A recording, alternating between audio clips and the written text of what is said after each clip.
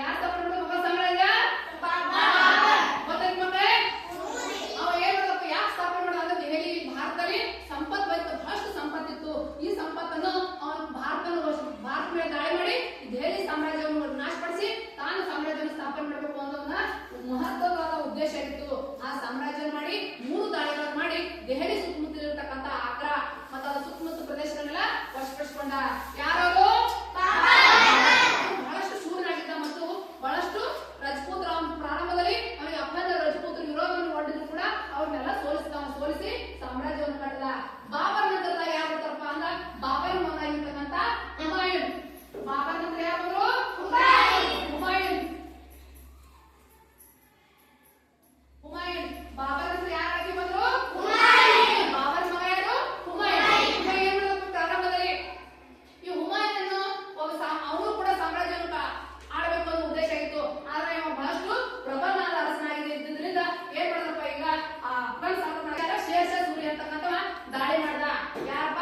ಹುಮಾಯೂನ್ ಮೊಘಲ್ ಸಾಮ್ರಾಜ್ಯದ ಮೇಲೆ ಶೇರ್ ಶಾ ಸೂರಿ ಯಾರು ದಾಳಿ ಮಾಡಿದ್ರು? ಅಫ್ಘಾನ್ ಸರ್ದಾರನಾಗಿರ್ತಕ್ಕಂಥ ಶೇರ್ ಶಾ ಸೂರಿ ದಾಳಿ ಮಾಡಿ ಆ ಮೊಘಲ್ ಸಾಮ್ರಾಜ್ಯವನ್ನು ವಶಪಡಿಸಿಕೊಂಡ. ಯಾರು? ಶೇರ್ ಶಾ ಸೂರಿ. ಶೇರ್ ಶಾ ಸೂರಿ ಯಾರನ್ನ ದಾಳಿ ಮಾಡಿದ? ಹುಮಾಯೂನ್ ಮೇಲೆ ದಾಳಿ ಮಾಡಿ ಆ ಮೊಘಲ್ ಸಾಮ್ರಾಜ್ಯವನ್ನು ವಶಪಡಿಸಿಕೊಂಡ. ಯಾರಪ್ಪ? ಅಫ್ಘಾನ್ ಸರ್ದಾರ ಯಾರು? ಶೇರ್ ಶಾ ಸೂರಿ. ಅಫ್ಘಾನ್ ಸರ್ದಾರ ಹೆಸರೇನು? ಇನ್ನೊಂದ್ಸಲ ಹೇಳಿ. ಶೇರ್ ಶಾ ಸೂರಿ ಅಫ್ಘಾನ್ ಸರ್ದಾರ ಹುಮಾಯೂನ್ ಸೋಲಿಸಿದ. ಹುಮಾಯೂನ್ ಏನ್ ಮಾಡದಪ್ಪ ಅಂದ್ರ ಪರ್ಷಿಯಾಕ್ಕೆ ಹೋದ. ಇಲ್ಲಿ ಭಾರತವನ್ನು ಬಿಟ್ಟು ಅವ್ನು ಪರ್ಷಿಯಾ ದೇಶ ಸುಮಾರು 15 ವರ್ಷವರೆಗೆ ಅವ್ನು ಪರ್ಷಿಯಾ ದೇಶದಲ್ಲಿದ್ದ. ಆ ಸಂದರ್ಭ ಹುಟ್ಟಿರ್ತಕ್ಕಂಥವನೇ ಅಕ್ಬರ. ಹೌದಾ?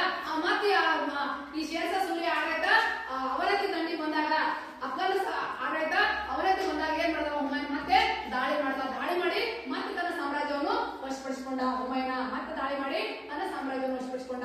ಅವಾಗ ಅಕ್ಬರ ಸ್ವಲ್ಪ ದಿನದಲ್ಲೇ ಆ ಹುಮಾಯೂನ್ ತೀರ್ಕೊಂಡ. ಹುಮಾಯೂನ್ ತೀರ್ಕೊಂಡ ತಕ್ಷಣ ಅವನ ಮಗನಾಗಿರ್ತಕ್ಕಂಥ ಅಕ್ಬರ್. ಹುಮಾಯೂನ್ ಮಗ ಯಾರು?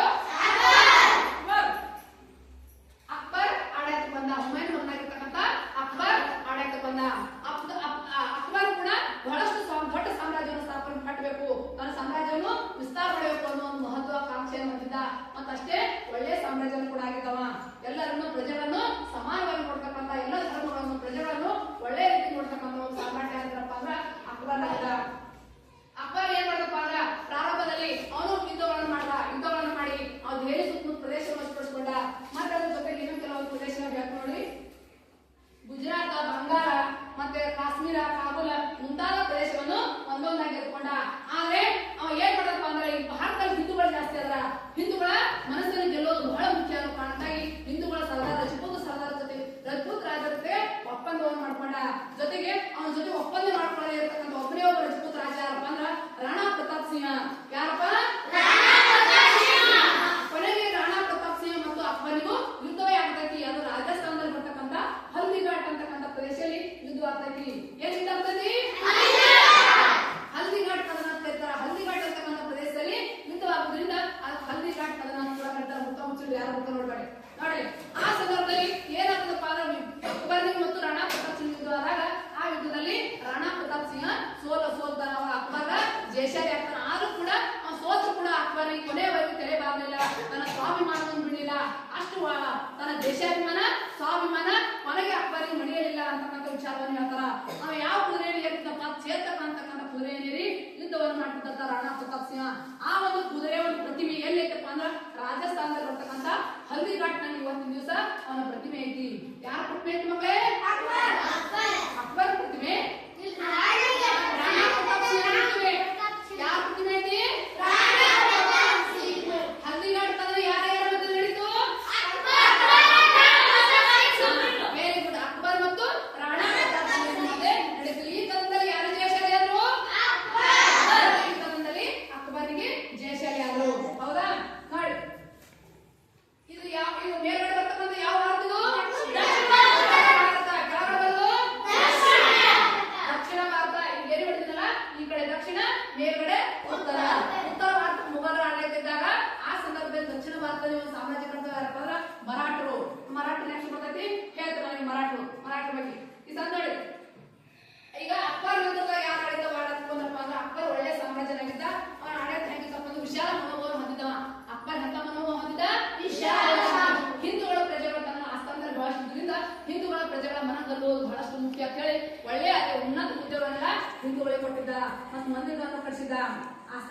ಭಾರತದಲ್ಲಿ ಒಳ್ಳೆ ಪ್ರಜೆಗಳಿಗೆ ಹಿಂದೂಗಳ ಮೇಲೆ ಮೊದಲು ಇರ್ತಕ್ಕಂಥ ದೊರೆಗಳು ಹಾಕಿರ್ತಕ್ಕಂಥ ಜಿಜಿಯಾ ಅಥವಾ ಜಿಜಿಯಾ ಅಂತಕ್ಕಂಥ ತಲೆ ಕಂದಾಯವನ್ನು ಕೂಡ ರದ್ದು ಮಾಡಿದ. ಪ್ರತಿ ಯಾತ್ರಿಕರ ಮೇಲೆ ಹಿಂದೂಗಳ ಮೇಲೆ ಪ್ರತಿ ಯಾತ್ರಿಕರ ಮೇಲೆ ಏನ್ ಮಾಡಿದ್ರಪ್ಪ ಅಂದ್ರೆ ಮುಸಲ್ಮಾನ್ ದೊರೆಗಳು ತೆರಿಗೆಯನ್ನು ಹಾಕಿದ್ರು. ತೆರಿಗೆ ಗೊತ್ತಲ್ಲ, ಅವ್ರು ಎಲ್ಲೇ ಹೋಗ್ಬೇಕಾದ್ರೆ ಪ್ರಯಾಣ ಮಾಡ್ಬೇಕಾದ್ರೆ ತೆರಿಗೆಯನ್ನು ಹಾಕೋದು, ಭತ್ತೆ ಕೊಡ್ಬೇಕಾಗ್ತಿತ್ತು. ಅವರು ಪ್ರತಿಯೊಂದು ತಲೆ ಕಂದಾಯ ಅಂತ ಪ್ರತಿಯೊಬ್ಬರು ಕೊಡ್ಬೇಕು ಅನ್ನೋ ತಲೆ ಕಂದಾಯ ಅಲ್ಲ. ಆ ಕಂದಾಯವನ್ನು ಯಾರು ರದ್ದು ಮಾಡಿದ್ರಪ್ಪ ಅಂದ್ರ ಈ ಅಕ್ಬರನ್ನು ರದ್ದು ಮಾಡದ. ಹಿಂದೂಗಳ ಮೇಲೆ ಹಾಕಿರ್ತಕ್ಕಂಥ ತೆರಿಗೆಯನ್ನು ರದ್ದು ಮಾಡದ. ಮತ್ತೆ ಯಾತ್ರಾ ತೆರಿಗೆ ಅಂತಿದ್ರು, ಜಾತ್ರೆ ನಡೆಸುವಾಗ ತೆರಿಗೆ ಕೊಡಬೇಕಾಗಿತ್ತು. ಅವನ್ನೆಲ್ಲ ರದ್ದು ಮಾಡಿರ್ತಕ್ಕಂಥ ಯಾರಪ್ಪ ಅಂದ್ರ ಅಕ್ಬರ. ಮತ್ತೆ ಇನ್ನೊಂದು ಏನ್ ಕೆಲಸ ಮಾಡಿದಪ್ಪ ಅಕ್ಬರ, ಆ ಸಂದರ್ಭದಲ್ಲಿ ಇರ್ತಕ್ಕಂಥ ಸತಿ ಸಹಗಮನ ಪದ್ಧತಿ ಏನ್ ಹೇಳಿದ ಮಕ್ಕಳೇ ಗೊತ್ತದ? ಯಾರು ಹೇಳ್ತೀರಿ ಕೇಳಪ್ಪ. ಸತಿ ಸಹಗಮನ ಪದ್ಧತಿ ಅಂದ್ರೇನು? Very good. ಗಂಡ ಸತ್ತಾಗ ಹೆಂಡತಿ ಕೂಡ ಅದೇ ಸ್ಥಿತಿಯಲ್ಲಿ ಇರೋದು ಸಾಯೋದಕ್ಕ ನಾವು ಸತಿ ಸಹಗಮನ ಪದ್ಧತಿ ಅಂತ ಹೇಳಿ. ಅಂತ ಸತಿ ಸಹಗಮನ ಪದ್ಧತಿಯನ್ನು ಕೂಡ ಯಾರು ರದ್ದು ಮಾಡಿದ್ರಪ್ಪ ಅಂದ್ರ ಅಕ್ಬರ್ನ ಆಡಳಿತದಲ್ಲಿ ಇದಕ್ಕೆ ವ್ಯವಸ್ಥೆ ಜಾರಿ ಇರಲಿಲ್ಲ. ಬಾಲ್ಯ ವಿವಾಹ ಚಿಕ್ಕ ಮಕ್ಕಳಿದ್ದಾಗ ಮದುವೆ ಮಾಡುದು ಅದನ್ನು ಕೂಡ ರದ್ದು ಮಾಡಿರ್ತಕ್ಕಂಥ ದೊರೆ ಯಾರಪ್ಪ ಅಂದ್ರ ಅಕ್ಬರ. ವಿಶಾಲ ಧರ್ಮವನ್ನು ಹೊಂದಿದ್ದ. ಮತ್ತೆ ಎಲ್ಲ ಧರ್ಮವನ್ನು ಸಮಾನವಾಗಿ ನೋಡ್ತಕ್ಕಂಥ ಮನಸ್ಥಿತಿ ಯಾರಿಗಿತ್ತಪ್ಪ ಅಂದ್ರ ಅಕ್ಬರ್ನಿಗೆ.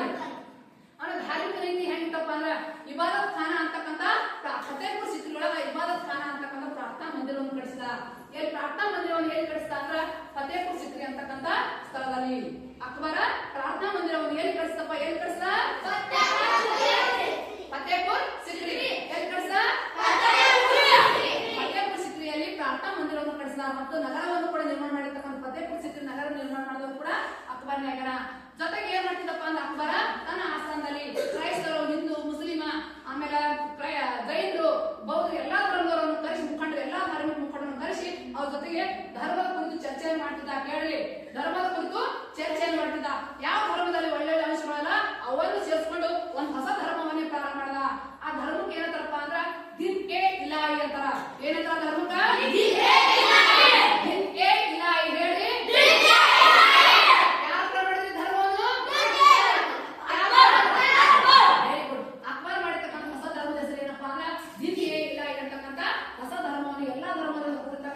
ಒಳ್ಳೆ ವಿಚಾರವನ್ನು ಒಳ್ಳೆತಕ್ಕಂಥ ಧರ್ಮ.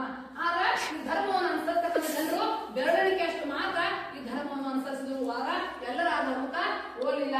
ಯಾರು ದಿನಿಯಾಗ ಯಾರು ಬ್ರಾಹ್ಮಣಪ್ಪ? ಮತ್ತಷ್ಟೇ ಕಲಾ ಪೋಷಕ ಕೂಡ ಆಗಿದ್ದ ಅಕ್ಬರ. ಒಳ್ಳೆ ಕಲಾ ಪೋಷಕ ಆಗಿದ್ದ. ಅವನ ಆಸ್ಥಾನದಲ್ಲಿ ಫೈಜಿ, ಅಬುಲ್ ಫಜಲ್, ಬೀರ್ಬಲ್ ಅಂತ ಕವಿಗಳು ಕೂಡ ಅವನ ಆಸ್ಥಾನದಾಗಿದ್ರು. ಫೈಜಿ ಹೇಳ್ಬಿಟ್ಟೆ, ಫೈಜಿ, ಅಬುಲ್ ಫಜಲ್, ಬೀರ್ಬಲ್ ಯಾರ ಆಸ್ಥಾನದಾಗಿದ್ರು ಅಂದ್ರ ಅಕ್ಬರ್ ಆಸ್ಥಾನದಲ್ಲಿರ್ತಕ್ಕಂಥ ಕವಿಗಳಾಗಿದ್ರು. ಕಲಾ ಪೋಷಕರಾಗಿದ್ದ ಕವಿಗಳು ಕೂಡ ಒಳ್ಳೆ ಆಶ್ರಯವನ್ನು ಕೊಟ್ಟಿದ್ದ. ಯಾರಪ್ಪ ಅವರು? ಅಕ್ಬರ್. ಮತ್ತೇನಪ್ಪ ಅಂದ್ರೆ ಅಕ್ಬರ್ ಆಸ್ಥಾನದಲ್ಲಿ ಚಿತ್ರಕಲೆ ಮತ್ತು ಸಂಗೀತ ಕೂಡ ಬಹಳಷ್ಟು ಪ್ರಾಮುಖ್ಯತೆಯನ್ನು ಪಡೆದಿತ್ತು. ಚಿಕ್ಕಿಣಿ ಅಂತಕ್ಕಂಥ ಹೊಸ ಚಿತ್ರಕಲೆಯನ್ನು ಪ್ರಾರಂಭ ಮಾಡಿದ್ರು. ಸಂಗೀತ ಕೂಡ ವಾರಕ್ಕೊಂದಿನ ಸಂಗೀತ ಕಚೇರಿಗಳನ್ನು ನಡೆಸಿದ್ರು. ಆ ಸಂಗೀತ ಕಚೇರಿ ಗುಂಪು ಮಾಡಿ ಸಂಗೀತ ಕಚೇರಿ ನಡೆಸಿದ್ರು. ಆ ಸಂಗೀತ ಪ್ರಸಿದ್ಧನಾಗಿರ್ತಕ್ಕಂಥವ ಒಬ್ಬ ಪ್ರಜೆ ಯಾರಪ್ಪ ಅಂದ್ರ ತಾನ್ಸೇನ್. ಅಮರ ಸಂಗೀತಗಾರ ಕರಿತೀವಿ. ತಾನ್ಸೇನ ಅಕ್ಬರ್ ಆಸ್ಥಾನದಲ್ಲಿರ್ತಕ್ಕಂಥ ಅಮರ ಸಂಗೀತಗಾರ ಯಾರಪ್ಪ ಅಂದ್ರ ತಾನ್ಸೇನ್. ಒಳ್ಳೆ ಸಂಗೀತಗಾರರಾಗಿದ್ದ. ಅಕ್ಬರ್ ಆಸ್ಥಾನದಿಂದ ಸಂಗೀತಗಾರ ಯಾರು? ತಾನ್ಸೇನ್. ಅಮರ ಸಂಗೀತಗಾರ ಕರಿತೀವಿ. ಯಾರಪ್ಪ ಅವನು? ಇನ್ನೊಂದ್ಸಲ ಹೇಳ್ರಿ.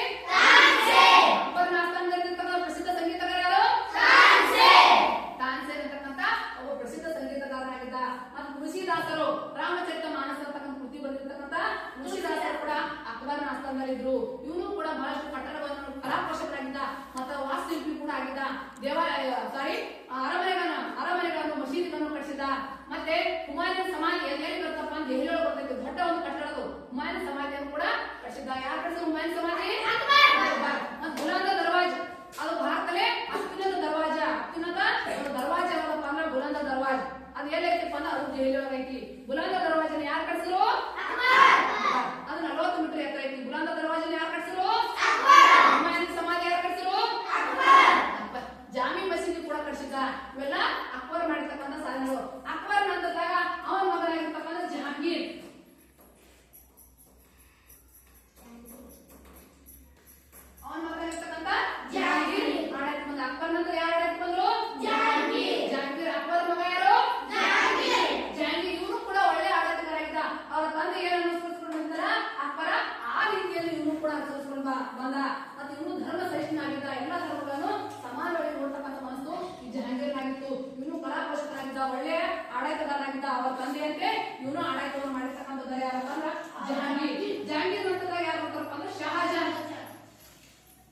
याला सुपर ಶಹಜಾನ್ ಶಹಜಾನ್ ನೋಡಿ ಜಹಾಂಗೀರ್ ಅಂತ ಯಾರು ಬಂದ್ರು ಶಹಜಾನ್ ಶಹಜಾನ್ ಆಡಳಿತ ಕೊಡ್ತಾನ ನೋಡಿ ಇವನು ಶಹಜಾನ್ ಜಹಾಂಗೀರ್ ಮಗ ಶಹಜಾನ್ ಇವನು ಕೂಡ ಒಳ್ಳೆ ಕಲಾ ಪೋಷಕರಾಗಿದ್ದ ಇವನು ಕೂಡ ವಾಸ್ತುಶಿಲ್ಪಿಗಳು ಕಳಿಸಿದ ನಮಗೆ ಈಗ ಆಗ್ರಾದ ತಾಜ್ ಮಹಲ್ ಯಾರು ಕಟ್ಸಿದ್ರು ಮಕ್ಕಳೇ ಇವನೇ ಶಹಜಾನ್ ಕಟ್ಸನ ಆಗ್ರಾ ತಾಜ್ ಮಹಲ್ ಯಾರು ಕಟ್ಸಿದ್ರು ಶಹಜಾನ್ ನಾವು ಇವತ್ತು ಕೆಂಪು ಕೋಟೆ ಮೇಲೆ ಧ್ವಜ ಮಾಡ್ತೀವಿ ಆ ಕೆಂಪು ಕೋಟೆನ ಯಾರು ಕಟ್ಸಿದ್ರು ಶಹಜಾನ್ ಕೆಂಪು ಕೋಟೆ ಕಟ್ಸಿದವರು ಶಹಜಾನ್ ಆಗ್ರಾದಾಗ ತಾಜ್ ಮಹಲ್ ಕಟ್ಸಿದವರು ಕೂಡ ಶಹಜಾನ್ ಇನ್ನೂ ಬಹಳಷ್ಟು ಪ್ರಮುಖವಾದ ಕಟ್ಟಡಗಳನ್ನು ನಿರ್ಮಾಣ ಮಾಡ್ಯಾರ ಯಾರಪ್ಪ ಶಹಜಾನ್ ಇವನು ಕೂಡ ಒಳ್ಳೆಯ ರಾಜನಾಗಿದ್ದು ಎಲ್ಲ ಧರ್ಮವನ್ನು ಸಮಾನವಾಗಿ ನೋಡ್ತಿದ್ದ ಮತ್ತು ಧಾರ್ಮಿಕ ಸಹಿಷ್ಣು ಹೊಂದಿರತಕ್ಕಂತ ಮನುಷ್ಯದವ ಯಾರಪ್ಪ ಅಂದ್ರ ಶಹಜಾನ್ ಶಹಜಾನ್ ಅಂದಾಗ ಶಹಜಾನ್ ಮಗನೇ ಔರಂಗಜೇಬ ಯಾರಪ್ಪ ಔರಂಗಜೇಬ ಶಹಜಾನ್ ಅಂತಂದಾಗ ಯಾರು ಆಡಳಿತ ಬಂದ್ರು ಔರಂಗಜೇಬ್ ನೋಡಿ ಮಕ್ಕಳ ಔರಂಗಜೇಬ್ ಬಗ್ಗೆ ಅಂತ ನೋಡಿ ಔರಂಗಜೇಬ ಇವ ಹೆಂಗಿದ್ದಪ್ಪ ರಾಜ ಅಂದ್ರ ಇವನು ಪ್ರಮುಖವಾಗಿ ಇಸ್ಲಾಂ ವರೆಗಿದ್ದ ಇಸ್ಲಾಂ ವಾದಿಯಾಗಿದ್ದವ ತಮ್ಮ ಇಸ್ಲಾಂ ಧರ್ಮನೇ ಎಲ್ಲ ಕಡೆ ಪ್ರಚಾರ ಆಗಬೇಕು ಮತ್ತು ಎಲ್ಲರೂ ಇಸ್ಲಾಂ ಧರ್ಮವನ್ನು ಅನುಸರಿಸಬೇಕು ಅಂತ ಒಂದು ಮನಸ್ಥಿತಿ ಯಾರ್ದಾಗಿತ್ತಪ್ಪ ಅಂದ್ರ ಯಾರ್ದಾಗಿತ್ತು ಅಂದ್ರ ಅದು ಔರಂಗಜೇಬದಾಗಿತ್ತು ಅವ ಏನ್ ಮಾಡೋದು ಬಂದ ತಕ್ಷಣ ಹಿಂದೂಗಳ ಮೇಲೆ ಹಾಕಿ ಇರ್ತಕ್ಕಂಥ ಜಿಜಿಯಾ ಅಂತಕ್ಕಂಥ ತಲೆಕಂದ ಹೋಗಿಸಿದ್ರಲ್ಲ ಅನ್ನು ವಾಪಸ್ ಜಾರಿ ತಂದ ಯಾರವನು ಪುನಃ ಹಿಂದೂಗಳ ಮೇಲೆ ಜಿಜಿಯಾ ಅಥವಾ ಯಾತ್ರಾ ತೆರಿಗೆಯನ್ನು ಹಾಕಿದವರು ಯಾರಪ್ಪ ಅಂದ್ರ ಔರಂಗಜೇಬ ಮತ್ತೇನ್ ಮಾಡ್ದಪ್ಪ ಅಂದ್ರ ಕಟ್ಟ ಇಸ್ಲಾಂ ವಾದಿಯಾಗಿದ್ದೀವ ಮತ್ತೆ ಆಸ್ಥಾನದಲ್ಲಿ ಜೂಜಾಡೋದು ಮದ್ಯಪಾನ ಮೋದಿ ಸಂಗೀತವನ್ನು ನಿಷೇಧ ಮಾಡಿದ ಕಲಾ ಪೋಷಕರಿಗೆ ಆ ಆಸ್ಥಾನದಲ್ಲಿ ಕಲೆಗೆ ಅವಕಾಶ ಕೊಡಿಲ್ಲ ಸಂಗೀತವನ್ನು ನಿಷೇಧ ಮಾಡಿದ ಜೂಜಾಡೋದು ಜೂಜಾಡ ಎಲ್ಲವನ್ನು ಮದ್ಯಪಾನ ಎಲ್ಲವೂ ನಿಷೇಧ ಮಾಡಿರ್ತಕ್ಕಂಥ ದೊರೆ ಯಾರಪ್ಪ ಅಂದ್ರ ಔರಂಗಜೇಬ ಮತ್ತಿನ್ನೊಂದು ಏನ್ ಮಾಡಪ್ಪ ಔರಂಗಜೇಬ ಬಹುಸಂಖ್ಯಾತ ಹಿಂದೂಗಳ ಅಭಿಪ್ರಾಯ ಮನ್ನಣೆಯನ್ನು ಕೊಡಲಿಲ್ಲ ಮತ್ತೆ ರಜಪೂತ್ರ ಚಿಕ್ಕರ ಪ್ರಸಿದ್ಧ ಗುರು ಆಗಿರ್ತಕ್ಕಂಥ ಗುರು ಗೋವಿಂದ್ ಸಿಂಗ್ ಅವರನ್ನು ಏನ್ ಮಾಡದಪ್ಪ ಗುರು ಗೋವಿಂದ್ ಸಿಂಗ್ ಇವತ್ತು ಜಯಂತಿ ಅವರು ಗುರು ಗೋವಿಂದ್ ಸಿಂಗರ ಜಯಂತಿ ಕೇಳಿ ತೇಜ್ ಬಹದ್ದೂರ್ ಗುರು ಗೋವಿಂದ್ ಸಿಂಗ್ ಅವರ ತಂದೆ ಹೆಸರು ಗುರು ತೇಜ್ ಬಹದ್ದೂರ್ ಯಾರಪ್ಪ ಗುರು ತೇಜ್ ಬಹದ್ದೂರ್ ಹೇಳಿ ಆ ಗುರು ತೇಜ್ ಬಹದ್ದೂರ್ನನ್ನು ಬಹಿರಂಗವಾಗಿ ಕೊಲೆ ಮಾಡಿಸಿದ ಯಾರಪ್ಪ ಅಂದ್ರ ಔರಂಗಜೇಬ ಆ ಒಂದು ಗುರು ತೇಜ್ ಬಹದ್ದೂರ್ನನ್ನು ಕೊಲೆ ಮಾಡಿದ ಅವ್ರ ಮಗನಾಗಿರ್ತಕ್ಕಂಥ ಗುರು ಗೋವಿಂದ್ ಸಿಂಗ್ ಇವತ್ತು ಜಯಂತಿ ಗುರು ಗೋವಿಂದ್ ಸಿಂಗ್ ಆ ಗುರು ಗೋವಿಂದ್ ಸಿಂಗ್ ಏನ್ ಮಾಡಿದ್ರಪ್ಪ ಅಂದ್ರ ಅವರ ಸಿಖ್ ಧರ್ಮದಲ್ಲಿ ಪಂಚಕಾರಣಗಳು ಅಂತಕ್ಕಂಥ ಒಂದು ದೀಕ್ಷೆಯನ್ನು ಕೊಟ್ಟ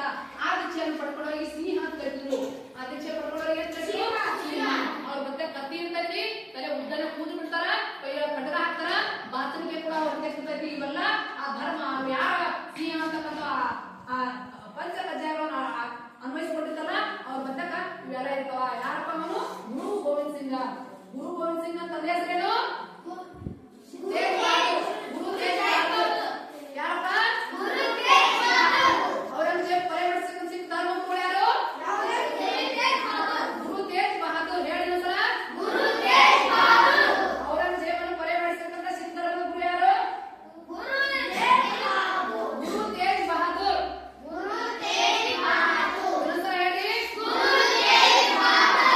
ಇನ್ನೊಂದ್ಸಲ ಹೇಳಿ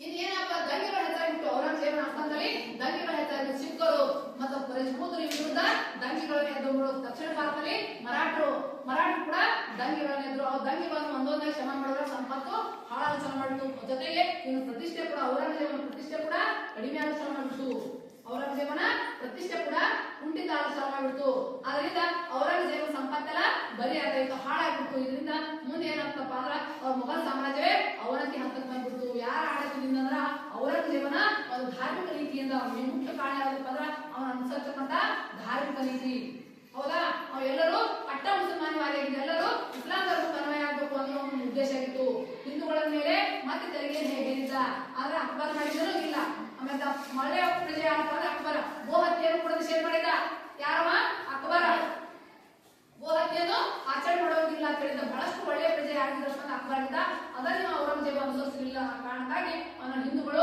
ಅವನ ವಿರುದ್ಧ ದಂಗೆಯನ್ನು ಕೂಡ ಹೇಳಬೇಕಾಯ್ತು ಎದ್ರು ಅದರಿಂದ ಇವನ ಸಾಮ್ರಾಜ್ಯ ಕುಂಠಿತಾಯ್ತು ಔರಂಗಜೇಬನ ಆಡಳಿತ ಈ ಮೊಘಲರ ಆಡಳಿತ ಬಹಳಷ್ಟು ಸುಭದ್ರತೆಯಿಂದ ಕೂಡಿತ್ತು ಮತ್ತೆ ಏನಾಗಿತ್ತಪ್ಪ ಅಂದ್ರೆ ಕಂದಾಯ ಮತ್ತು ಸೈನ್ಯಾಡಳಿತ ಎಲ್ಲವೂ ರಾಜನ ಕೈಗಿತ್ತು ಸೈನಿಕ ಆಡಳಿತ ಎಲ್ಲವನ್ನು ನೋಡಿಕೊಳ್ಳೋರು ಯಾರಾಗಿದ್ರಪ್ಪ ಅಂದ್ರ ರಾಜನಾಗಿದ್ದ ಹೇಳಿ ಎಲ್ಲ ಪ್ರಮುಖ ಅಧಿಕಾರ ಯಾಕಾಗಿತ್ತು ರಾಜ ಕೈಗಿತ್ತು ಸಮಾಜವನ್ನು ಪ್ರಾಂತ ಸುಬ ಆಮೇಲೆ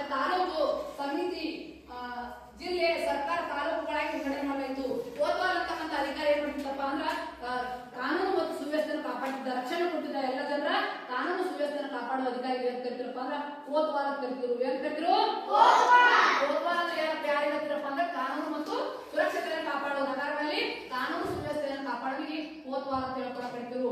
ಇನ್ನ ಕಲಾ ಪೋಷಕರಾಗಿದ್ರಲ್ಲ, ಕಲೆಗಳಿಗೆ ಬಹಳಷ್ಟು ಪ್ರಾಮುಖ್ಯತೆಯನ್ನು ಕೊಟ್ಟಿದ್ರು ಮತ್ತು ಸಾಂಸ್ಕೃತಿಕ ಕೊಡುಗೆಗಳು ಕೂಡ ಬಹಳಷ್ಟು ಅದಾವ. ಸಾಹಿತ್ಯ ನೋಡಿ ಹೇಳಿ, ಫೈಜಿ, ಅಬುಲ್ ಫಜಲ್, ಬೀರ್ಬಲ್ ಇವರ ಅಕ್ಬರ್ ಆಸ್ಥಾನದಲ್ಲಿ ಇರ್ತಕ್ಕಂಥ ಕವಿಗಳಾಗಿದ್ರು. ಅದೇ ರೀತಿ ರಾಮಚರಿತ ಮಾನಸ ಬರೆದಿರ್ತಕ್ಕಂಥ ಯಾರಪ್ಪ? ತುಳಸಿದಾಸ್. ತುಳಸಿದಾಸ್ ಕೂಡ ಇವರ ಕಾಲದಲ್ಲಿರ್ತಕ್ಕಂಥ ಅವರು ಪ್ರಸಿದ್ಧ ಕವಿಯಾಗಿದ್ದ. ಮತ್ತೆ ಯಾರಪ್ಪ ಅಂದ್ರೆ ಅಕ್ಬರ್ ನಾಮ ಅಂತ ಅಬುಲ್ ಫಜಲ್ ಬರೆದಿರ್ತಕ್ಕಂಥ ಕೃತಿ ಯಾವಪ್ಪ ಅಂದ್ರೆ ಅಕ್ಬರ್ ನಾಮ. ದಾರಾಶಿಕು ಅಂತಕ್ಕಂಥ ಒಂದು ವಿದ್ವಾಂಸ ಏನ್ ಮಾಡಿದ್ರಪ್ಪ ಅಂದ್ರೆ ಭಗವದ್ಗೀತೆಯನ್ನು ಪರ್ಷಿಯನ್ ಭಾಷೆ ಭಾಷಾಂತರ ಮಾಡಿದ.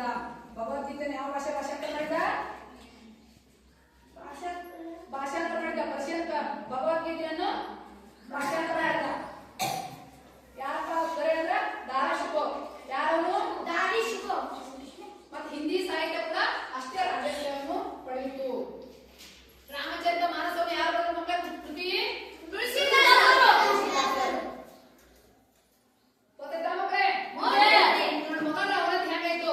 ಮೊಘಲರ ಹೆಂಗ ಅವನತಿ ಅಂತಪ್ಪ ಅಂದ್ರ ಸರ್ದಾರರು ಏನಾದ್ರಪ್ಪ ಅಂದ್ರೆ ಭ್ರಷ್ಟರಾದ್ರು. ಮತ್ತ ಔರಂಗಜೇಬ ನಂತರದಾಗ ಅಲ್ಲಿ ನಾನಾಗ್ತೀನಿ ನೀನಾಗ್ತೀನಿ ಅಂದ್ರೆ ರಾಜಕೀಯ ಕಲ ಉಂಟಾಗ್ತು. ತಮ್ಮಲ್ಲಿ ರಾಜಕೀಯ ಕಲ ಅಧಿಕಾರಕ್ಕೋಸ್ಕರ ಅಂತ ಕಲಗಳು ಹೊಡೆದು ಸರ್ದಾರ ಭ್ರಷ್ಟರಾದ್ರು. ಇದರಿಂದ ಪ್ರಾಂತಾಧಿಕಾರಿಗಳು ಏನಾಗ್ಬಿಟ್ರು? ಸ್ವತಂತ್ರ ಆದ್ರು. ಇದೇ ಸಂದರ್ಭದಲ್ಲಿ ನಾದಿರ್ ಶಾ ಅಂತಕ್ಕಂಥ ದಾಳಿಕೋರ ಕೇಳಿ, ನಾದಿರ್ ಶಾ ಅಂತಕ್ಕಂಥ ದಾಳಿಕೋರ ಮೊಘಲ್ ಸಾಮ್ರಾಜ್ಯವನ್ನು ದಾಳಿ ಮಾಡಿದ. ದಾಳಿ ಮಾಡಿ ಏನ್ ಮಾಡಿದಪ್ಪ ಅಂದ್ರೆ ಮಯೂರ್ ಸಿಂಹಾಸನ ಮತ್ತು ಕೊಯ್ನೂರು ವಜ್ರ ಕೇಳಿ, ಮಯೂರ್ ಸಿಂಹಾಸನ ಮತ್ತು ಕೊಯ್ನೂರು ವಜ್ರ ವಶಪಡಿಸಿಕೊಂಡು ತಗೊಂಡು ಹೋದ. ಯಾರ? ನಾದಿರ್ ಶಾ. ಪರ್ಷಿಯಾದ ಒಬ್ಬ ದಾಳಿಕೋರ. ಹೆಸರು ಏನಪ್ಪಾ ಅಂದ್ರೆ ನಾದಿರ್ ಶಾ. ಪರ್ಷಿಯಾದ ದಾಳಿಕೋರ ಹೆಸರೇನು? ನಾದಿರ್ ಶಾ. ಮಯೂರ್ ಸಿಂಹಾಸನ ಮತ್ತು ಕೊಯ್ನೂರು ವಜ್ರ ವಶಪಡಿಸಿಕೊಂಡ. ಯಾರ? ನಾದಿರ್ ಶಾ. ನೋಡಿ ಇನ್ನು ಮುಂದೆ ಏನಾಯ್ತಪ್ಪ ಅಂದ್ರೆ ದಕ್ಷಿಣ ಭಾರತ. ಈ ಕಡೆ ಇದು ಯಾವ ಭಾರತ ಮಕ್ಕಳೇ? ದಕ್ಷಿಣ ಭಾರತದಲ್ಲಿ ಏನಾಯ್ತಪ್ಪ ಅಂದ್ರೆ ಶಿವಾಜಿ, ಛತ್ರಪತಿ ಶಿವಾಜಿ. ದಕ್ಷಿಣ ಭಾರತದಲ್ಲಿ ಪ್ರಸಿದ್ಧರಾಗಿರ್ತಕ್ಕಂಥ ಅರಸ ಯಾರಪ್ಪ ಅಂದ್ರೆ ಶಿವಾಜಿ. ಶಿವಾಜಿ ಏನಿರ್ತಪ್ಪ ಅಂದ್ರೆ ಮಹಾರಾಷ್ಟ್ರ ಬರ್ತಿತ್ತು. ಶಿವಾಜಿ ಏನ್ ಹುಡುಗ ಅಂದ್ರೆ ಮಹಾರಾಷ್ಟ್ರದ ಶಿವನೇರಿ, ಪುಣೆ ಸಮೀಪದಲ್ಲಿ ಬರ್ತಕ್ಕಂಥ ಶಿವನೇರಿ ಅಂತಕ್ಕಂಥ ಹಂತದಲ್ಲಿ ಇಲ್ಲಿ ಮಹಾರಾಷ್ಟ್ರ ಬರ್ತೈತಿ. ಮಹಾರಾಷ್ಟ್ರ ಕನ್ನಡ ಏನ್ ಬರ್ತೈತಿ? ಕರ್ನಾಟಕ. ಇಲ್ಲಿ ಗೋವಾ, ಇಲ್ಲಿ ಕರ್ನಾಟಕ ಬರ್ತೈತಿ. ಗೊತ್ತಾಯ್ತಾ ಮಕ್ಕಳೇ? ಇಲ್ಲಿ ಗೋವಾ ಐತಿ, ಇಲ್ಲಿ ಕರ್ನಾಟಕ ಐತಿ. ಮಹಾರಾಷ್ಟ್ರ ಕರ್ನಾಟಕ ಕತ್ತಿರ್ತಕ್ಕಂಥ ಬಾಂಡ್ರಿ ಮಹಾರಾಷ್ಟ್ರ. ಆ ಮಹಾರಾಷ್ಟ್ರದಲ್ಲಿ ಯಾರು ಹೆಸರಪ್ಪ ಅಂದ್ರೆ ಛತ್ರಪತಿ ಶಿವಾಜಿ. ಮರಾಠ ಸಾಮ್ರಾಜ್ಯದ ಒಬ್ಬ ಪ್ರಸಿದ್ಧ ನಾಯಕ ಮತ್ತು ಮರಾಠ ಸಾಮ್ರಾಜ್ಯವನ್ನು ಸ್ಥಾಪನೆ ಮಾಡಿರ್ತಕ್ಕಂಥವ.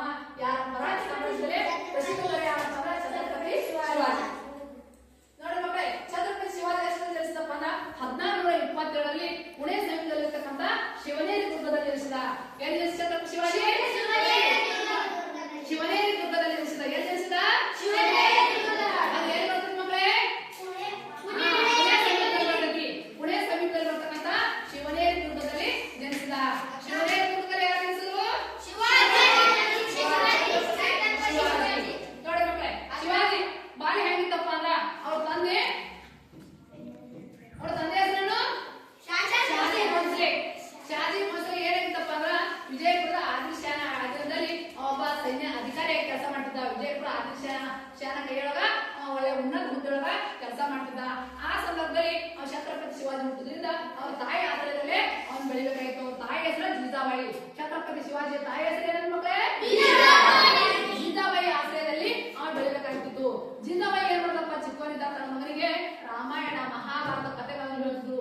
ವೀರಾದಿ ವೀರರ ಕಥೆಗಳನ್ನು ಕೂಡ ಅವನ ಮಗನಿಗೆ ಹೇಳ್ತಿದ್ರು. ಮತ್ತು ದೇಶಾಭಿಮಾನ ಜೊತೆಗೆ ಧರ್ಮಾಭಿಮಾನ ಕೂಡ ಬೆಳೆಸಿದ್ರು. ಧರ್ಮದ ಕುರಿತು ಒಳ್ಳೆ ಅಭಿಮಾನ ಇರಬೇಕು, ಧರ್ಮವನ್ನು ರಕ್ಷಣೆ ಮಾಡಬೇಕು, ಧರ್ಮ ರಕ್ಷಣೆ ಮಾಡುವಂತಕ್ಕಂಥ ವಿಚಾರವನ್ನು ಅವನ ಮಗನಿಗೆ ಹೇಳ್ತಿದ್ರು. ಶಿವಾಜಿ ಧರ್ಮ ಯಾವಾಗ ಮಕ್ಕಳೇ? ಶಿವಾಜಿ ಯಾವ ಧರ್ಮ ಹುಟ್ಟಿದ? ಧರ್ಮ ರಕ್ಷಣೆ ಮಾಡುವ ಮತ್ತು ದೇಶಾಭಿಮಾನ ಕೂಡ ಅಷ್ಟೇ ಬೆಳೆಸಿ ದೇಶಕ್ಕೋಸ್ಕರ ಎಲ್ಲಕ್ಕೂ ಸಿದ್ಧವಾಗುವ, ಪ್ರಾಣಕ್ಕೂ ಕೂಡ ಸಿದ್ಧವಾಗುವಂತಕ್ಕಂಥ ದೇಶಾಭಿಮಾನ ಅಂತ ಅಭಿಮಾನವನ್ನು ಅವ್ರ ತಾಯಿ ಜೀಜಾಬಾಯಿ ಆ ಮಗನಲ್ಲಿ ಬೆಳೆಸಿದ್ರು. ಈ ಸಂದರ್ಭದಲ್ಲಿ ಚಿಕ್ಕವನಿದ್ದಾಗ ಅವರಿಗೆ ವಿದ್ಯೆಯನ್ನು ಕಲಿಸಿರ್ತಕ್ಕಂಥವ್ರು ತಾನಾಜಿ ಮಾನಸೂರೆ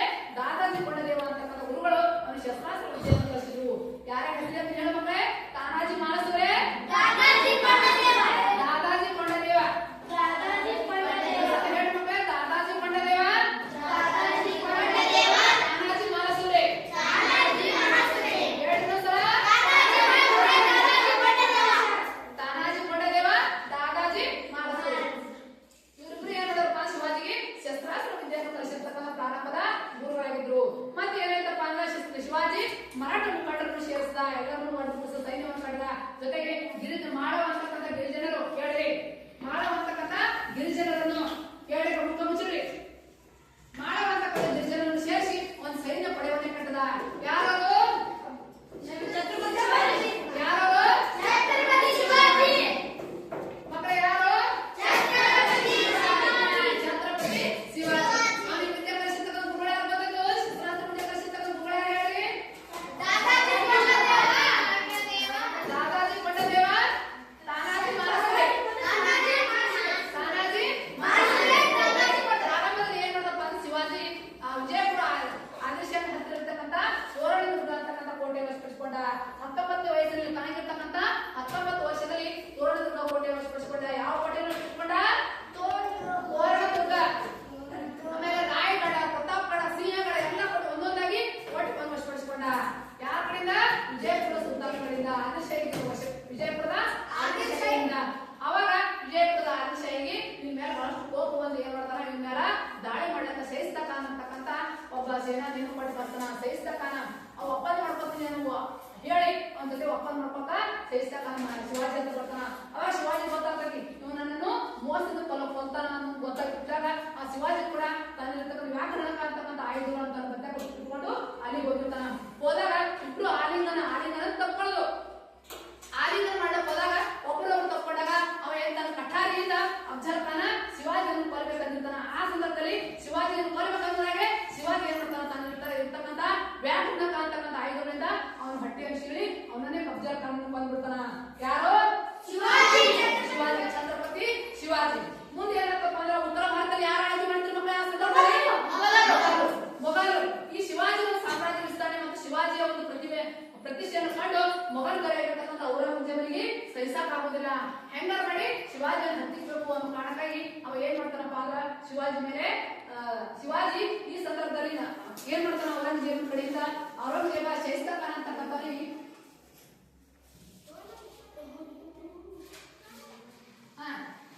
ಸೈಸ್ತಾ ಖಾನನ್ನು ಶಿವಾಜಿಯನ್ನು ಹತ್ತಿಕ್ಕಲು ಕಳಿಸ್ತಾನ. ಯಾರು ಕಳಿಸ್ತಾರ ಸೈಸ್ತಾ ಖಾನನಿಗೆ? ಔರಂಗಜೇಬ. ಯಾರು ಕಳಿಸ್ತಾರ ಸೈಸ್ತಾ ಖಾನನಿಗೆ? ಅವನನ್ನು ಸೋಲಿಸಿ ಮಾಡ್ತಾರೆ ಔರಂಗಜೇಬ ಕಳಿಸಿದಾಗ ಅವ ಏನ್ ಮಾಡ್ತಾನಪ್ಪ, ಪುಣ್ಯದಾಗ ಒಂದು ಅರಮನೆ ಸುಮಾರು 2 ವರ್ಷಗಳವರೆಗ ಅರಮನೆಯಲ್ಲಿ ಇರ್ತಾನ.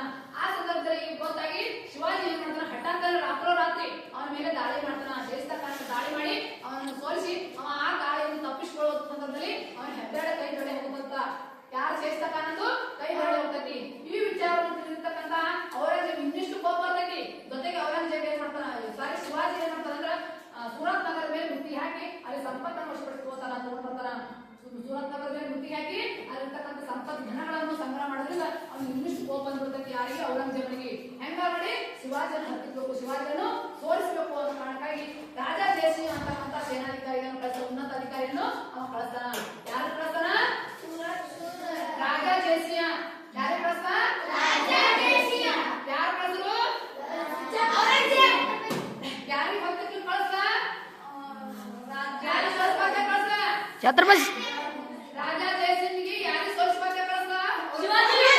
ಶಿವಾಜಿಯನ್ನು ಸೋಲಿಸ್ಬಾರ್ದು ಔರಂಗಜೇಬ ರಾಜಾ ಜಯಸಿಂಹನನ್ನು ಕಳಿಸ್ದ. ಅವಾಗ ರಾಜಾ ಜಯಸಿಂಹ ಏನ್ ಮಾಡ್ತಾರೆ, ರಾಜಾ ಜಯಸಿಂಹ ಮತ್ತು ಔರಂಗಜೇಬ ಶಿವಾಜಿ ಮಧ್ಯೆ ಯುದ್ಧವಾಯಿತು. ಇಬ್ಬರ ಮಧ್ಯೆ ಯುದ್ಧ ಆದಾಗ ಶಿವಾಜಿ ಸೋಲನ್ನು ಅನುಭವಿಸಬೇಕಾಯ್ತು. ಜೊತೆಗೆ ತನ್ನ ಕೆಲವೊಂದು ಕೋಟೆಗಳನ್ನು ಕೂಡ ಬಿಟ್ಟುಕೊಡ್ಬೇಕಾಗಿತ್ತು. ಬಿಟ್ಟುಕೊಡೋ ಸಂದರ್ಭದಲ್ಲಿ ಒಪ್ಪಂದ ಮಾಡೋದು ನಮ್ಮ ರಾಜ್ಯದ ಜೊತೆ ಔರಂಗಜೇಬನ ಜೊತೆ ಒಪ್ಪಂದ ಮಾಡ್ಕೊಂಡು ದೆಹಲಿಗೆ ಬಾ ಅಂತೇಳಿ ಅವನನ್ನು ಕರ್ಕೊಂಡು ಹೋಗ್ತಾರೆ. ಯಾರಿಗೆ? ಶಿವಾಜಿ. ಅಲ್ಲಿ ಕರ್ಕೊಂಡು ಹೋದಾಗ ಏನ್ ಮಾಡ್ತಾರ, ಮೋಸದಿಂದ ಆ ಶಿವಾಜಿಯನ್ನು ಜೈಲಿನಲ್ಲಿ ಇರ್ತಾರ. ಶಿವಾಜಿಗೆ ಜೈಲಿನ ಹಾಕ್ತಾರ. ಅವಾಗ ಶಿವಾಜಿ ಉಪಾಯವನ್ನು ಮಾಡಿ ಮತ್ತೆ ಜೈಲಿನ ತಪ್ಪಿಸ್ಕೊತಾನ. ಜೈಲಿನಲ್ಲಿ ಹಣ್ಣಿನ ಬುಟ್ಟಿಯೊಳಗ ಅದೊಂದು ಕತ್ತಿ ಬರ್ತೈತಿ, ಹಣ್ಣಿನ ಬುಟ್ಟಿ ಒಳಗೆ ಇಟ್ಟಿರ್ತಾರ. ಆ ಹಣ್ಣಿನ ಬುಟ್ಟಿ ಅವನಿಗೆ ಆರಾಮ್ ತಪ್ಪಿದ ರಾಜನಿಗೆ ತನ್ನ ಕಾರಣಕ್ಕಾಗಿ ಎಲ್ಲರಿಗೂ ಹಣ್ಣು ಹಂಚ್ಬೇಕು ಅಂತ ಹಣ್ಣು ಹಂಚಿದ ಸಂದರ್ಭದಲ್ಲಿ ಆ ಬುಟ್ಟಿಯೊಳಗೆ ಇಟ್ಕೊಂಡು ಆ ಬುಟ್ಟಿ ಹೊರಗೆ ತಗೊಂಡಾಗ ಅದ್ರಾಗ ಕುಂತು ಅವ್ನು ಹೊರಗೆ ಬಂದ್ಬಿಡ್ತಾನ ಶಿವಾಜಿ. ಅಷ್ಟೊಂದು ಚಾಣಾಕ್ಷಿ ದೊರೆಯಾಗಿದ್ದಾವ ಶಿವಾಜಿ. ಮತ್ತೆ ಹೊರಗೆ ಬಂದು ಆ ಔರಂಗಜೇಬಿಗೆ ವಶಪಡಿಸಿಕೊಂಡಿದ್ದ ಕೋಟೆಗಳನ್ನೆಲ್ಲ ಪುನಃ ದಾಳಿ ಮಾಡಿ ತನ್ನ ಕೋಟೆಗಳನ್ನು ಪುನಃ ವಶಪಡಿಸ್ಕೊತಾನ. ಜೊತೆಗೆ ಮತ್ತೆ ಸಾಮ್ರಾಜ್ಯ ವಿಸ್ತಾರ ಮಾಡ್ತಾನ. ಮತ್ತೆ 2 ವರ್ಷದೊಳಗೆ ಸಾಮ್ರಾಜ್ಯ ಇನ್ನಿಷ್ಟು ವಿಸ್ತಾರ ಮಾಡ್ತಾನ. ಯಾರು? ಛತ್ರಪತಿ ಶಿವಾಜಿ. ಮುಂದೆ ಏನಂತಪ್ಪ ಅಂದ್ರೆ ರಾಯಗಢದಾಗ ಶಿವಾಜಿ ಪಟ್ಟಾಭಿಷೇಕವಾಯಿತು. ಎಲ್ಲಿ ಶಿವಾಜಿ ಪಟ್ಟಾಭಿಷೇಕವಾಯಿತು? ಆ ಸಂದರ್ಭದಲ್ಲಿ ಶಿವಾಜಿ ದರ್ಶಿತ ಬಿರುದು ಯಾವ್ದಪ್ಪ ಅಂದ್ರ ಛತ್ರಪತಿ. ಛತ್ರಪತಿ ಅಂತಕ್ಕಂಥ ಬಿರುದೊಂದಿಗೆ ಆ ಪಟ್ಟಾಭಿಷೇಕ ಆಗ್ತೈತಿ. ಯಾರಿಗೆ ಪಟ್ಟಾಭಿಷೇಕ ಆಯ್ತು? ಏನಂತ ಯಾವ ಬಿರುದು ಕೊಟ್ಟನಿಗೆ?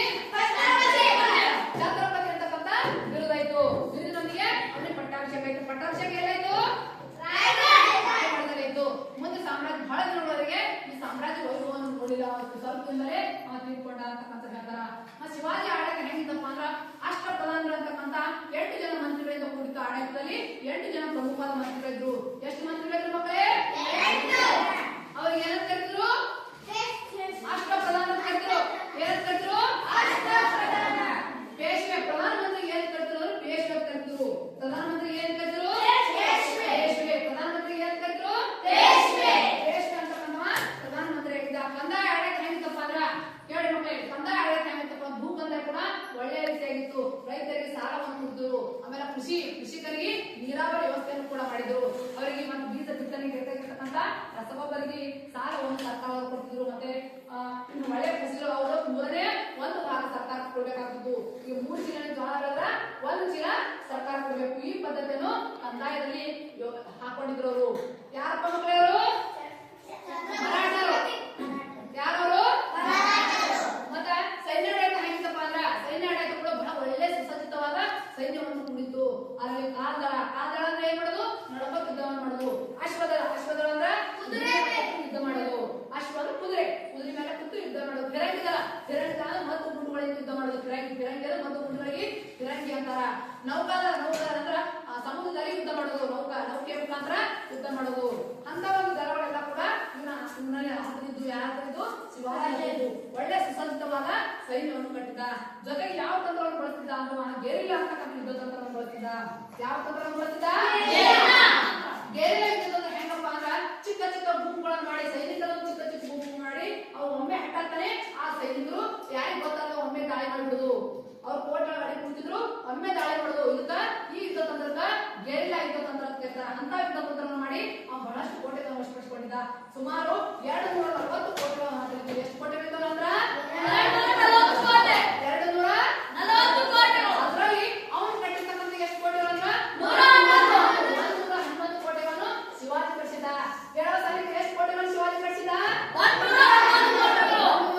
111 ಕೋಟೆಗಳು. ಎಷ್ಟು ಕೋಟೆಗಳಿದ್ದು ಮಾತ್ರ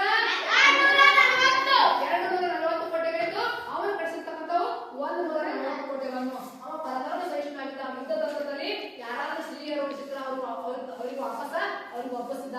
ಮತ್ತೆ ಪುರಾಣಿನ ಪ್ರತಿಗಳು ಏನೋ ಸಿಕ್ಕು ಅಂದ್ರ ಆ ಧರ್ಮಕ್ಕ ಅವನು ವಾಪಸ್ ಮಾಡ್ತಿದ್ದ. ಯುದ್ಧ ಸಂದರ್ಭದಲ್ಲಿ ಪಶುಗಳನ್ನು ಪ್ರಾಣಿಗಳನ್ನು ಯಾರನ್ನು ನಾಶಪಡಿಸುವುದಿಲ್ಲ. ಚಿತ್ರ ವಾಪಸ್ ಅವ್ರಿಗೆ ಕೊಡ್ಬೇಕು ಅನ್ನೋದು ಅವನ ಆಜ್ಞೆ ಆಗಿತ್ತು. ಅಂತ ಒಳ್ಳೆಯ ಸಾಮ್ರಾಟ ಯಾರಿದ್ರಪ್ಪ ಅಂದ್ರ ಛತ್ರಪತಿ ಶಿವಾಜಿ. ಒಬ್ಬ ರಾಜನಿರ್ಬೇಕಾಗ್ತಕ್ಕಂಥ ಎಲ್ಲ ಗುಣಗಳು ಯಾರು ಇರ್ತಿದ್ವಪ್ಪ ಅಂದ್ರ ಛತ್ರಪತಿ ಶಿವಾಜಿ ಆಗಿದ್ದು. ಅವ ಹೆಂಗಿದ್ದಪ್ಪ ನೀತಿ ಅಂದ್ರ ಮೋಸದಿಂದಲೇ ತೆಗಿಬೇಕು. ಮೋಸವನ್ನು ಶಕ್ತಿಯನ್ನು ಶಕ್ತಿಯಿಂದಲೇ, ಮೋಸವನ್ನು ಮೋಸದಿಂದಲೇ ಗೆಲ್ಲಬೇಕು ಅಂತಕ್ಕಂಥ ಯುದ್ಧ ನೀತಿಯನ್ನು ಅನುಸರಿಸಿದ. ಮೋಸ ಮಾಡಿದ್ರ ಅವ್ರು ಮೋಸ ಮಾಡಿನೇ ಅವ್ರಿಗೆ ಜೊತೆ ಗೆಲ್ಲಬೇಕು. ಶಕ್ತಿಯನ್ನು ಪ್ರದರ್ಶನ ಮಾಡಿದ್ರ ಶಕ್ತಿಯಿಂದಲೇ ಅವರನ್ನು ಸೋಲಿಸಬೇಕು ಅಂತಕ್ಕಂಥ ನೀತಿ ಯಾರಾಗಿತ್ತಪ್ಪ ಅಂದ್ರ ಛತ್ರಪತಿ ಶಿವಾಜಿ. ಗೊತ್ತಾಯ್ತು ಮಕ್ಕಳೇ? ಮತ್ತೆ ಶಿವಾಜಿ ಓರ್ವ ಆದರ್ಶ ವ್ಯಕ್ತಿ ಇದ್ದ. ಒಳ್ಳೆ ಆದರ್ಶ ವ್ಯಕ್ತಿ. ಒಂದು ದಿನ ಏನಾಯ್ತಪ್ಪ ಅಂದ್ರೆ ಗುರುಗಳಾಗಿರ್ತಕ್ಕಂಥ ಸಮರ್ಥ ರಾಮದಾಸರು ಅಂತಕ್ಕಂಥ ಗುರುಗಳು ಏನ್ ಮಾಡ್ತಾರೆ? ಅವ್ನ ಭಿಕ್ಷೆಗಳಿಂದ ಅವ್ನ ಪಾತ್ರೆ ಭಿಕ್ಷೆಕೋ ಅವ್ನ ಪಾತ್ರೆ ಹಾಕೊಂಡು ಬಂದಾಗ ನನಗ ಭಿಕ್ಷೆ ಕೊಡು ಅಂತೇಳಿ ಕೇಳ್ತಾರೆ. ಯಾರು? ಶಿವಾಜಿ ಅಂತ. ಶಿವಾಜಿ ಅಂತ ಏನಂತಾರಪ್ಪ ಅಂದ್ರ ಏನ್ ಬೇಕು ಕೇಳ ಗುರುಗಳೇ ಅಂದಾಗ ನಿನ್ನ ಸಾಮ್ರಾಜ್ಯ ಒಂದೇ ಅಂದಾಗ ಆ ಇಡೀ ಸಾಮ್ರಾಜ್ಯ ಅವ್ರಿಗೆ ದಾನ ಮಾಡ್ತಾರ. ಯಾರು ದಾನ ಮಾಡ್ತಾರ? ಸಮರ್ಥ ರಾಮದಾಸ ದಾನ ಮಾಡ್ತಾರ. ಸಂತ ಸಮರ್ಥ ರಾಮದಾಸ ಅಂತ ಸಂತರವರು ಅವ್ರು ನೋಡಿ ಖುಷಿ ಪಟ್ಟು ಇಲ್ಲ ನನ್ನ ಪರವಾಗಿ ನೀನು ಆಡಳಿತ ಮಾಡು ಅಂತೇಳಿ ಆ ಶಿವಾಜಿಯನ್ನು ಒಪ್ಪಿಸ್ತಾರ. ಮತ್ತ ಶಿವಾಜಿ ತನ್ನ ರಾಜ್ಯಕ್ಕೆ ಏನ್ ಕರ್ದಾರಪ್ಪ ಅಂದ್ರ ಹಿಂದ್ ಸ್ವರಾಜ್ಯ ಕರ್ದ. ಹಿಂದ್ ಸ್ವರಾಜ್ಯ ಅಂದ್ರ ಹಿಂದೂ ಸಾಮ್ರಾಜ್ಯ ಅಂತ ಅಂದ್ರ ಹಿಂದ್ ಸ್ವರಾಜ್ಯ ಅಂದ್ರೇನು? ಹಿಂದೂ ಸಾಮ್ರಾಜ್ಯ. ತನ್ನ ರಾಜ್ಯಕ್ಕ ಹಿಂದೂ ಸ್ವರಾಜ್ಯ ಅಂತ ಕರೆದಿರ್ತಕ್ಕಂಥ ರಾಜ್ಯ ಏನಪ್ಪ ಅಂದ್ರ ಛತ್ರಪತಿ ಶಿವಾಜಿ.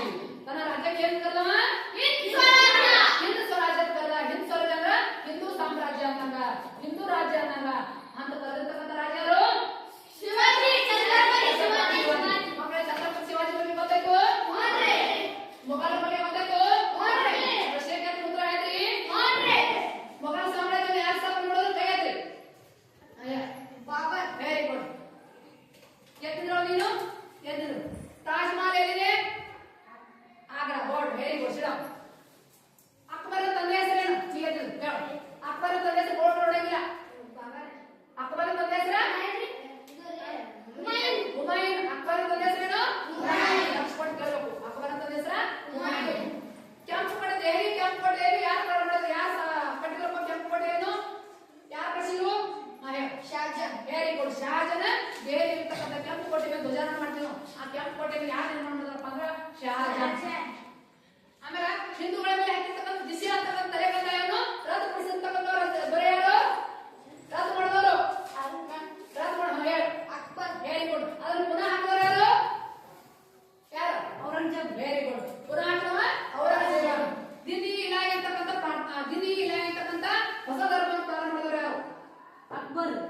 Very good. ದಿಲ್ಲಿ ಇಲ್ಲ ಅಂತಕ್ಕಂಥ ಹೊಸ ಧರ್ಮವನ್ನು ಪ್ರಾರಂಭ ಮಾಡಿದವರು ಅಕ್ಬರ್. ಫತೇಪುರ್ ಸಿಕ್ರಿ ನಗರವನ್ನು ಪ್ರಾರ್ಥನಾ ಮಂದಿರವನ್ನು ಕಟ್ಟಿಸಿದವರು ಯಾರು?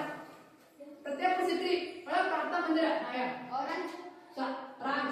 ಫತೇಪುರ್ ಸಿಕ್ರಿ ಒಳಗ ಅಕ್ಬರ್. ಗೋಡ್. Very good. ಯಾವಾಗ ಯಾರಪ್ಪ? ಅಕ್ಬರ್. ಗೋಡ್. ತುಳಸಿದಾಸರ ಪ್ರಸಿದ್ಧ ಕೃತಿ ಯಾವುದು? ತುಳಸಿದಾಸರ ರಚನೆ ಮಾಡಿರ್ತಕ್ಕಂಥ ಕೃತಿ. ತುಳಸಿದಾಸರ ಕೃತಿ ಇಲ್ಲಿ ಅದ ಏನಾಗೈತ್ರಿ? ಅದೆಲ್ಲ ಐತಿ ನೋಡಿ. ಒಂದು ಸ್ವಲ್ಪ ಕ್ವಶನ್ ಕೇಳಿ. ಶಿವಾಜಿ ಎಷ್ಟು ಜನಿಸಿದ?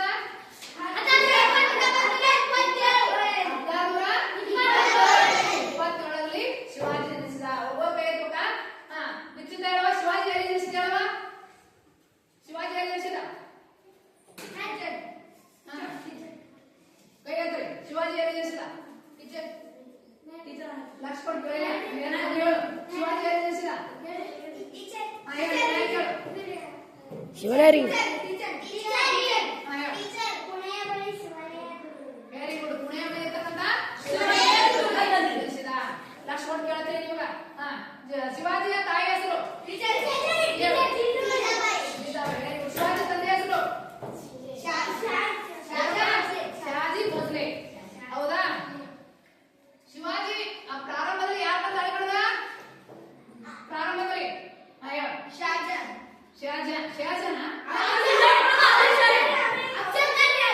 ಸುಲ್ತಾನ್ ಮೇಲೆ ವಿಜಯಪುರ ಆದಿಶಾಹಿಗಳ ಮೇಲೆ ಅವ ದಾಳಿ ಮಾಡಿದ. ಪ್ರಾರಂಭದಲ್ಲಿ ಆದಿಶಾಹಿ ಮೇಲೆ ತೋರಣದುರ್ಗವನ್ನು ವಶಪಡಿಸಿಕೊಂಡ ಪ್ರಾರಂಭದಲ್ಲಿ ದಾಳಿ ಮಾಡಿ ಹೇಳಿಲ್ಲ. ಔರಂಗಜೇಬನು ಶಿವಾಜಿಯನ್ನು ಹತ್ತಿಕ್ಕಲು ಕಳಿಸಿರ್ತಕ್ಕಂಥ ಸೇನಾನಿ ಯಾರಪ್ಪ? ಔರಂಗಜೇಬ ಶಿವಾಜಿಯನ್ನು ಸೋಲಿಸಬೇಕಂತ ಪ್ರಾರಂಭದಲ್ಲಿ ಕಳಿಸಿರ್ತಕ್ಕಂಥ ಸೇನಾನಿ ಯಾರು? ಶೈಸ್ತಾ ಖಾನ್. ಯಾರು? ಶೈಸ್ತಾ ಖಾನ್. ಯಾರು? ಶೈಸ್ತಾ ಖಾನ್. ಶಿವಾಜಿ ಯಾರ ಕಡೆ ಸೋಲನ್ನು ಅನುಭವಿಸಬೇಕಾಯ್ತು? ಔರಂಗಜೇಬ ಸೈನ್ಯದ ಅಧಿಕಾರಿ ಹೆಸರು ಏನಪ್ಪ? ಯಾರಿಗೆ ಸೋಲ್ಬೇಕು ಶಿವಾಜಿ? ರಾಜ. Very good. ರಾಜ ಜಯಸಿಂಹನಿಂದ ಸೋತ. ಯಾರ ಕೈಯಿಂದ ಸೋತ? ಅಲ್ಲಿ ಹೆಂಗ್ ತಪ್ಪಿಸ್ಕೊಂಡು ಬಂದ ಗೊತ್ತೈತಿ ನಿಮ್ಗ? ಶಿವಾಜಿ ಆಸ್ಥಾನದಲ್ಲಿ ಎಷ್ಟು ಜನ ಮಂತ್ರಿ ಹೇಳಿದ್ರಪ್ಪ? ಪ್ರಧಾನಮಂತ್ರಿಗೆ ಏನ್ ಕರೆದ್ರು? ಒಬ್ಬರೇ ಹೇಳಿದ್ರು, ಬೇರೆ ಕೈ ಎದ್ರು ಸ್ವಲ್ಪ ಕಷ್ಟಪಟ್ಟವ್ರು. ಅವರೇ 5-6 ಜನ ಅಷ್ಟೇ ಹೇಳ್ತಾರ. ಪ್ರಶ್ನೆಗೆ ಉತ್ತರ ಹೇಳಿ. ರಾಮಚರಿತ ಮಾನಸ ಕೃತಿ ಬರೆದವರು ಯಾರು? ಕೈ ಎತ್ತಿ. ರಾಮಚರಿತ ಮಾನಸ ಯಾರು ಬರೆದ್ರು? ರಾಮಚರಿತ ಮಾನಸ. ಮಧು ಒಂದು ಲಕ್ಷ ಕೊಟ್ಟಿಲ್ಲ. ರಾಮಚರಿತ ಮಾನಸ ಕೃತಿ ಯಾರು ಬರೆದ್ರು? ಇಷ್ಟೇ ಜನ. ಲಕ್ಷ್ಮಿ ಹೇಳು. ಹೇಳು. ನಾಳ್ರಿ. Very good. ಯಾರು? ತುಳಸಿದಾಸ. ಲಕ್ಷಣ ಕೊಟ್ಟಿಲ್ಲ. ಶಿವಾಜಿ ಎಷ್ಟರಲ್ಲಿ ಎಲ್ಲಿ ಜನಿಸಿದ? ಪುಣೆ ಸಮೀಪದಲ್ಲಿರ್ತಕ್ಕಂಥ ಶಹಜಾನನ ಮಗನ ಹೆಸರು? ಶಹಜಾನನ ಮಗನ ಹೆಸರು?